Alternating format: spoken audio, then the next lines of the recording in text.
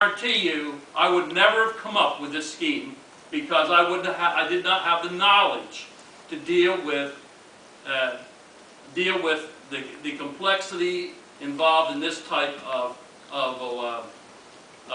project, to deal with those interrelationships.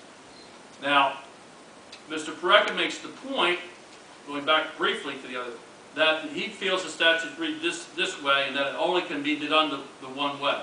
The redevelopment attorney respectfully disagrees and says it can be done the other way because the practical effect is exactly the same.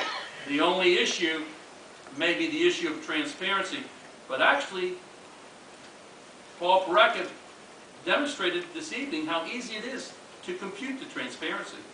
All you have to do, It took 2 years.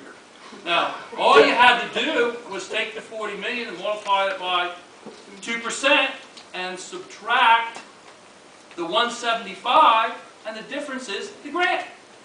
It's a very simple calculation. Now, having said all that, so you can argue about transparency and whether it exists or doesn't exist. That's the simple calculation. It doesn't take 2 years to calculate. It may take 2 years to understand the statute. And I share his view of that, since we were dealing with lawyers that deal with this every day. We, fortunately, as lawyers, and he as a judge, we've dealt with a lot of variety of issues. We're not redevelopment attorneys. So when we look at a statute, we need to spend quite a bit of time to figure out the complexity of these things.